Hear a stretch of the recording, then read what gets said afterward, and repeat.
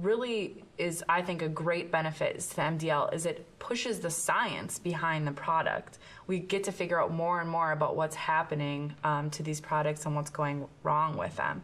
If there wasn't an MDL created, maybe we would figure out more about it, but this really helps push the problems with these products and helps people in the future, I think, not have to go through these problems that the current plaintiffs are going through. Well, and the other value of the MDL, and we didn't touch on this as much earlier, but one of the values that we get from the MDL process is it allows us to stand on more even ground with this big pharma, with these manufacturers, with these drug companies. The reality is that they may have billions of dollars in sales on Risperdal, so they have vast resources, vast access to physicians, consulting physicians, and defending these cases. And when you're an individual firm attempting to go up against big pharma, it can be very challenging. Tony and I experienced this previously in trying to do that on our own on a single case. And it's quite challenging. And what the MDL does is it brings firms from around the country together. They share in the cost, they share in the expense of hiring the experts, in the expense of discovery, and it allows us to really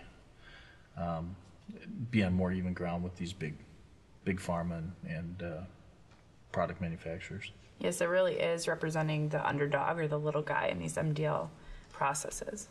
Well, and it's a good example of what the importance of lawyers and the rule of law in this country, because without the threat of litigation, when a company does something wrong, there is no check or balance. They can do whatever the heck they want to do. But in the end, these companies know that if they do something wrong, if they do something negligent or intentional or put their head in the sand, there's going to be a price to pay for that. And it's lawyers that do that work. And, you know, everybody tells lawyer jokes, I tell some too. But in all seriousness, lawyers are the ones pushing forward the claims of their injured plaintiffs that is making, I think, the pharmaceutical industry and the medical device industry safer.